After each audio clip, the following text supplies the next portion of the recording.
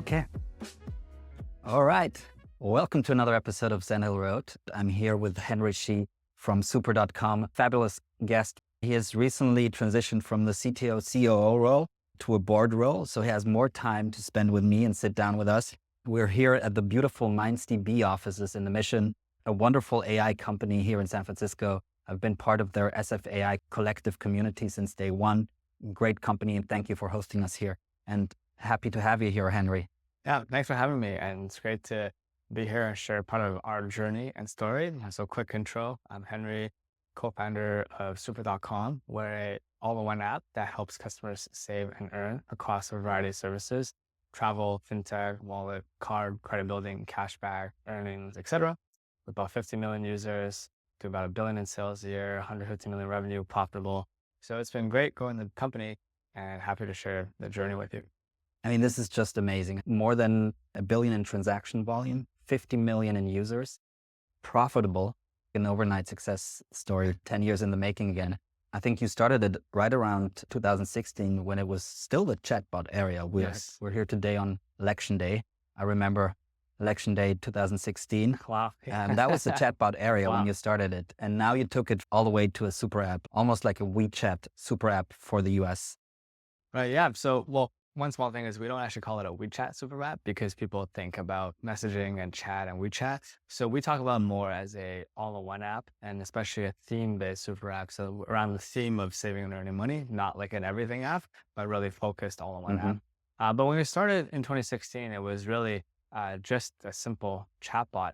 I had left Google at the time. The big company wasn't for me. A lot of smart people, but really a lot of bureaucracy, a lot of red tape. So want to get back to doing startups. So I quit my job, met my current co-founder, and we were just iterating, ideating for about 4 to 6 months. Ended up in the chat bot space in travel, actually. So it was like a travel chat concierge chatbot way back in the early days, and quickly learned that people actually didn't really care about chat. It was fine. It was nice. But the thing we found is perhaps you and I might like chat because we're on trading money for time. But the average person, they actually want to trade time for money. Well, they have too much time. They want to spend time to save money, earn money. So what we quickly learned was chat was fine, but it wasn't make or break. It was more about the deals and the offerings we were giving them. So we quickly sort of catered to what our customers wanted, to spend more time getting good deals, good offers, and expanding on that route as opposed to pushing more chat. That's great. And my founder audience really likes to know what is the version 1 of that app. And I think in your case, it was interesting because it wasn't an actual app. It was a Facebook Messenger chatbot in the beginning.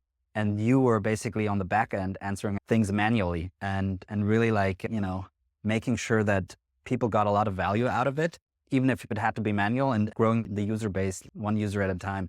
Talk about these really early days and how you landed on the initial version of the product. Well, sure. In the early days, it was like a travel chat concierge, right? So it was me behind the scenes manually looking up hotel deals and offers to users, right? So if someone would say, I'm looking for something in Paris for 2 nights, and I would manually look around the web and send them offers. And that was fine, but it was not very scalable. But as Paul Graham says, do things that don't scale. And it was a great way to collect customer feedback because it was a way to talk to our customers. They could give us feedback right within chat, and we could really dynamically sort of see how they're feeling, how they're interacting. So it was me on the back end sending manual deals and offers to our audience. And what we learned quickly was people like the curation. They like sort of the human element or the sort of chat interface, but they didn't die for it. Right? What happened was we would spend all this time giving them a perfect recommendation, and they would say, oh, show me more pictures, whatever, right? And that would be an inconvenient back and forth.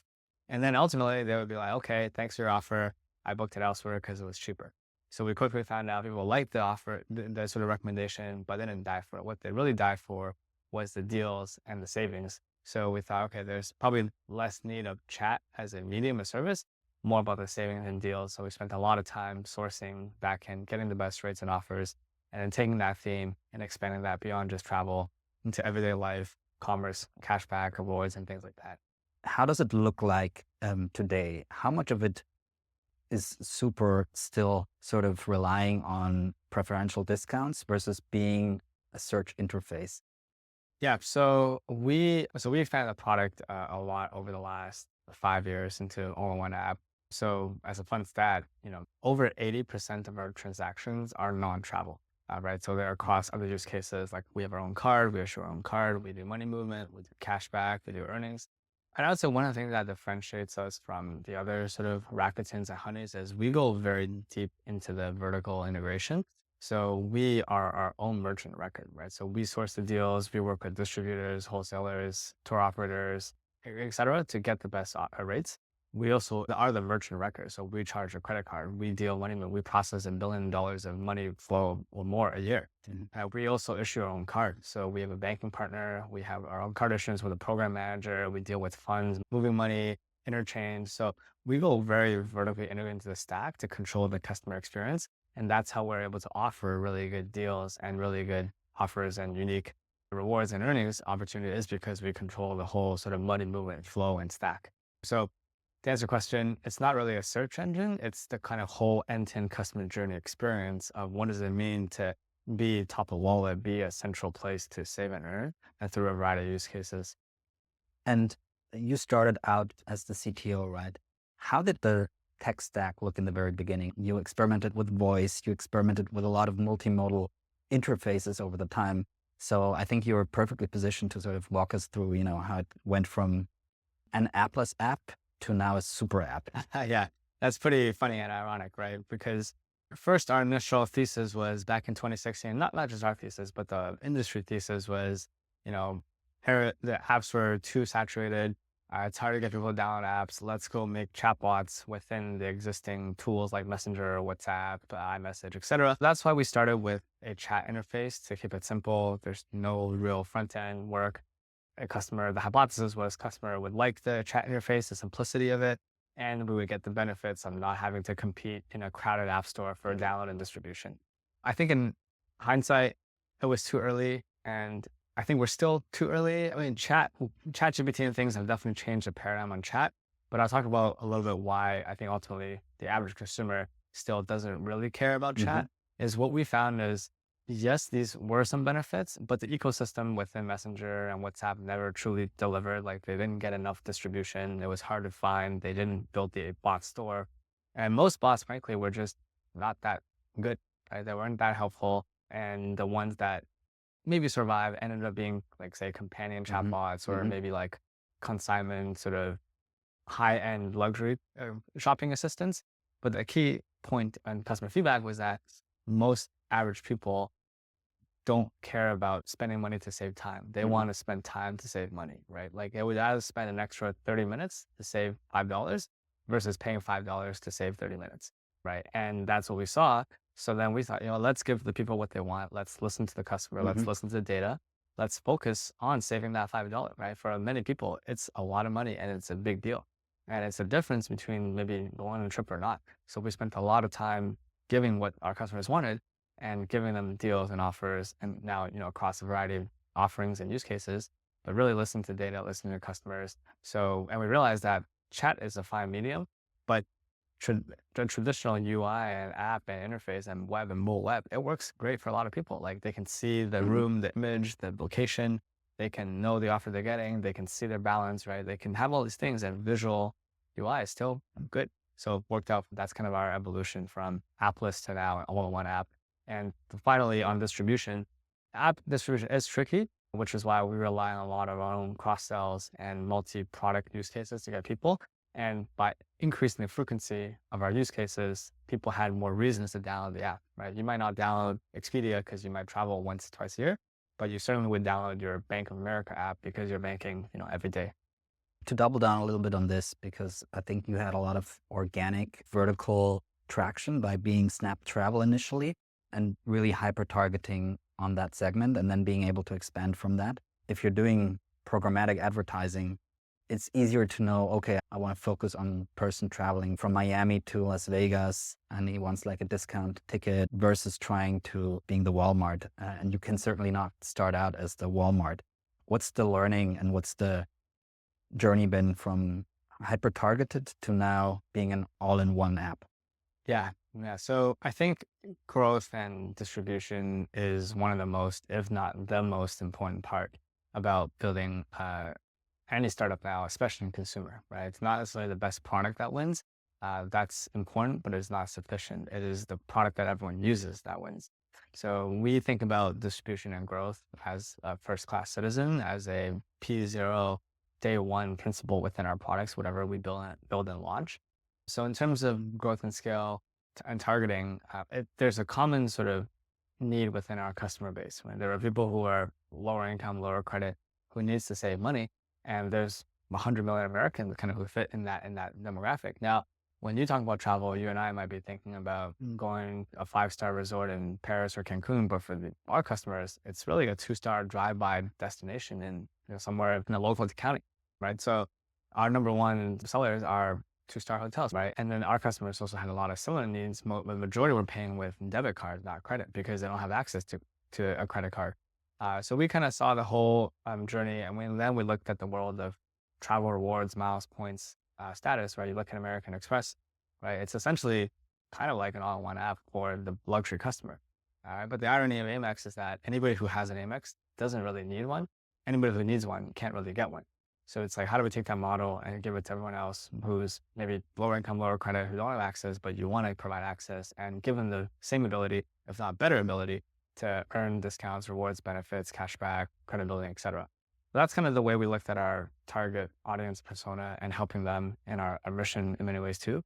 In terms of like acquisition and customers, nobody, is out there saying, I want to look for a super app, right? Customers have some sort of job to be done, some intent, whether it's I need to build my credit, because I need to buy a car, whether it's because I need to save money on gas, or I need to earn some extra money to pay the bills.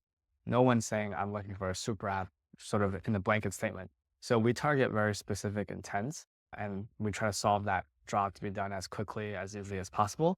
And then once we solve that, right, then we'll introduce the customer to a variety of offerings that we offer, so they know that, hey, if you came here to build credit, as you know, you can also earn money and get cash back, right? So, and a lot of people will sign up and try and extend their LTV and journey with us. That's how we think about it. It's really, we target specific intents. Based on that intent, solve the job to be done, and then focus on the cross-sell after. So you're a fully remote company, 250 people. Right. You've gone from a seed round in 2016 to a Series C, 85 million Series C last year. Talk a little bit about sort of the journey from seed to Series C. Yeah. So I think for us, our journey has always been probably swimming upstream a bit, because being a consumer chatbot travel company back in the day certainly wasn't that helpful. And then being a super app, all-in-one app company now still is a bit confusing, right? Because most investors, when you look at a investment, they have some thesis or market map, right? So it's like, hey, I'm an investor. I invest in the thesis of cybersecurity, future of work, or sort of AI and some sort of macro way. And then they're trying to find the market leader in that space. For us being an all-in-one app, there are lots of great analogies in Asia, like WeChat, Grab, and folks like that. But in North America, there really hasn't been that much theme or success of all-in-one apps. So we're kind of creating our own space. And that's great because we get to build and innovate. But when it comes to investors, it's hard to kind of pattern match and fit us on a certain sort of map and matrix, right? So that creates a lot of confusion, or rather it's hard for people to build conviction because it's hard to get that pattern match. So we've been very grateful and fortunate for us investors, especially Inovia, who led some of the larger rounds.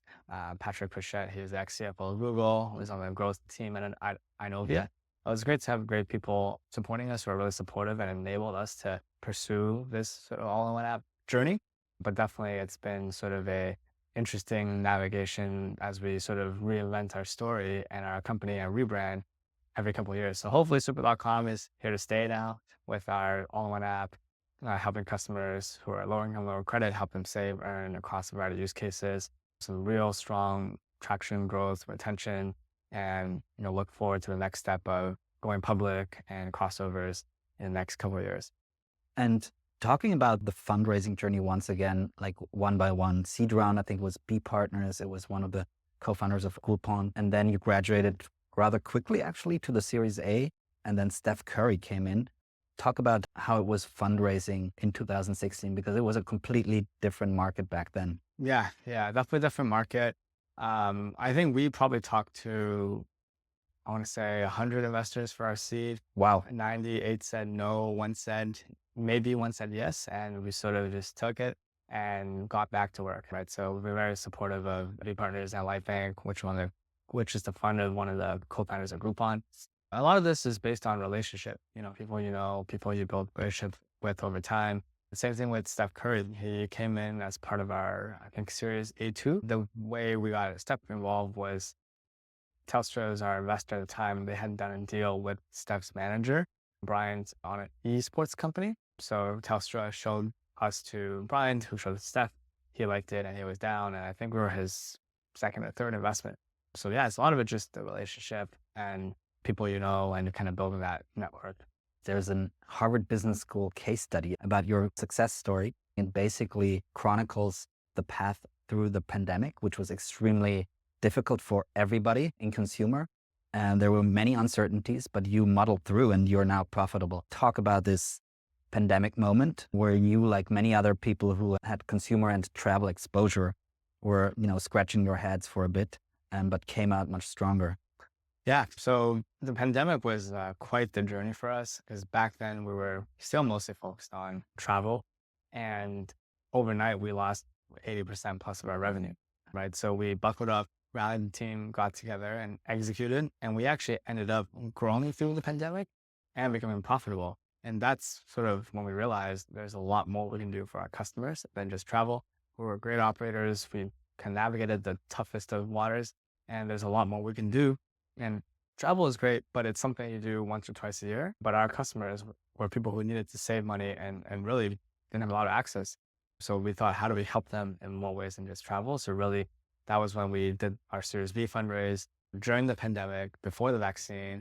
And it was also a really arduous process, but we got that done and hired 100 plus people, became fully remote, launched a suite of new products, and really transitioned to the super app, super.com. So that was kind of a crazy journey of probably 2 to 3 years after the pandemic.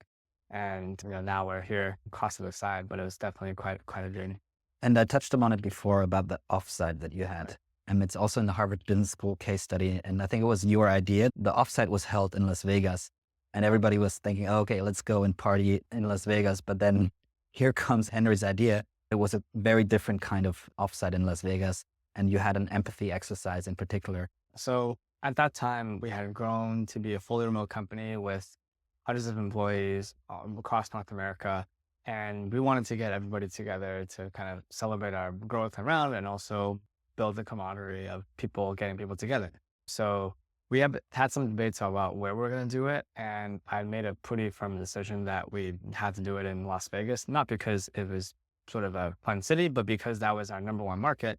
And it was also a great opportunity to build a lot of empathy with our customers.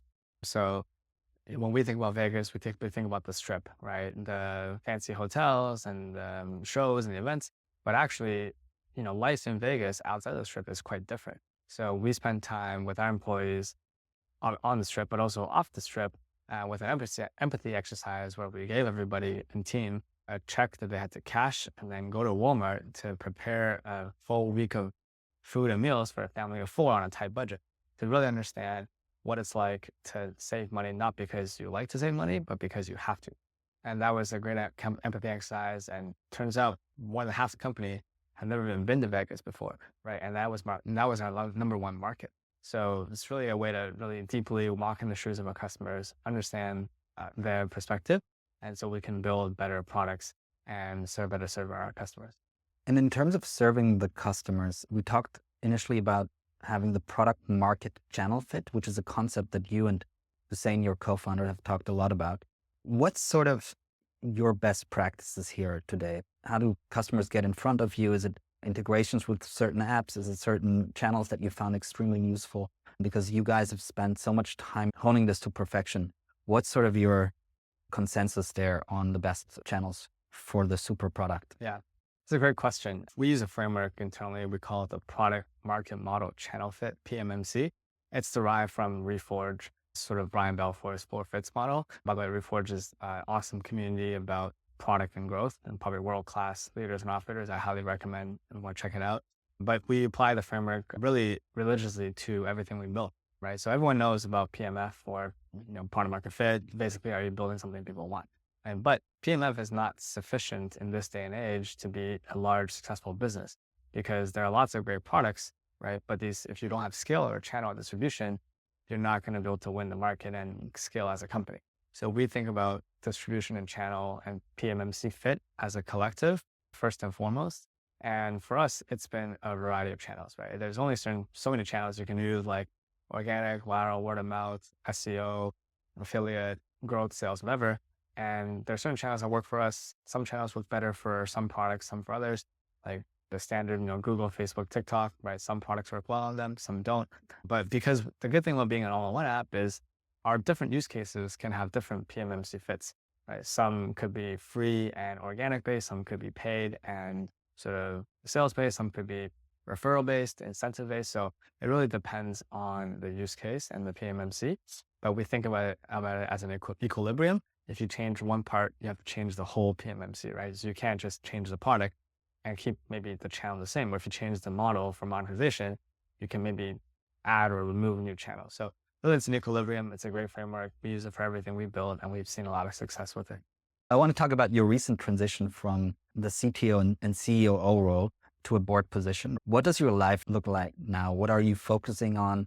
And how is that transition, from being the guy who needs to make the app run 24/7 to now being able to take a step back, think about it, be more the visionary? Yeah. So after 8 years sort of operating day to day in the company, transitioned to the board of my company at the end of September, so a month ago. It's been a great journey. Everyone's been super supportive, my co-founder, the executive team, the leadership team, the board. And it's sort of, if you actually talk to a lot of non-CEO co-founders, most of them actually transition out between years 4 to 6, right? So 8 years is already a pretty long journey. And I had done pretty much everything within the company at this point, 0 to 1, 1 to 10, 10 to 100, product ends, design, data, growth, supply, operational excellence, org structure, OKRs, strategy, execution, M&A. So it's been a great journey. And ultimately, sort of, I wanted to better support the company and just have one consistent style working. And my co-founder and I, we have slightly different styles working, which is fine. And when you're 50 people getting stuff done, it's great. But when you're hundreds of people fully remote with execs, it can cause confusion, whereas people say, hey, do I do it my way? Do I do it my co-founder's way? So it's better for me to support my co-founder as a CEO, running sort of the company a one style way versus me pushing day to day. So it's all amicable, it's great. And I've been really enjoying the board role now, helping the company in a more elevated role and being able to help facilitate intros, partnerships. So it's been really great. I spend a lot of time now just in the SF community, helping founders, doing some angel investing, sharing my knowledge and learnings and experiences on LinkedIn, Twitter, etc. So it's been a lot of fun. No active plans, and we'll see kind of where life takes me. But it's been really fun to pay it forward, help other founders, and just be part of the tech startup community. One thing I will say is, I think as a founder, if you've been working in your company for a very long time, you can feel a really sense of attachment to the company, right? And I had this irrational fear that after I left, I would become this sort of washed up, once upon a time founder, like someone who maybe did something 15 years ago and now no one knows what they do because they're just effectively retired. So I had this sort of irrational fear. But what I learned, which is really great and exciting, is that after transition to board, it's actually more interesting because as a free agent, you have way more possibilities of things you could do, right? Because before I was a COO, CTO of a Series C plus company, there were certain expectations or things that I couldn't do or couldn't say. But now on the board, I could be many things. I could be an advisor, investor, angel, operator, builder, etc. So you're actually more interesting. There's more doors and more conversations you can have now that you're sort of a free agent. So that's been a really refreshing take, and it's been a lot of fun. And now just being able to be in the community and help out in a lot more ways than say just before when there was a certain role or expectation. That's absolutely amazing. And, just before we shot the episode, I walked by here on the street and there's a founder of a multi-billion-dollar company that IPO'd, and he's building a new company here across the street. It's still in stealth, so I'm not going to spill the beans, but I think SF is like the best place for people who are, looking for, the next step, figuring out if they want to build something again, how they want to be involved. But coming back to Super, by all means, just looking at it objectively, this is a big success story, right? Repeating the numbers here, 50 million users, 150 million saved, profitable, which is a rarity in venture-backed startup land. What's your best case outcome scenario? We mentioned here sort of crossover rounds. We mentioned here IPO. Where can this go? Yeah, it's been such a crazy, incredible journey in growing the company. I started a company when I was 22, I think, and couldn't have imagined where we are today. But that just goes to show you the power of consistent compounding growth, right? You can keep up the growth and compound it over time. The magic of compounding interest is truly incredible. So yeah, this year we did 150 mil revenue, profitable growing. Next year we'll look to do 200. So really that gets us pretty close to the range of IPO, right? And a lot of it will depend on the markets, depending on the interest rates and things like that. But we're focused on delivering value for our customers, continue to iterate, continue to ship quickly, be data-driven, experiment, test, launch new services, and really just continue the growth. And whatever happens in the market. But I think we have a real shot at to sort of IPO type of outcome in the next couple of years, and just fingers crossed and heads down executing towards that. Henry, it's been a real pleasure having you here today. Yeah. Obviously, IPO would be super exciting. Also looking to see what your new projects will be, sharing a lot of content. I've been following you, and that's how we got back in touch.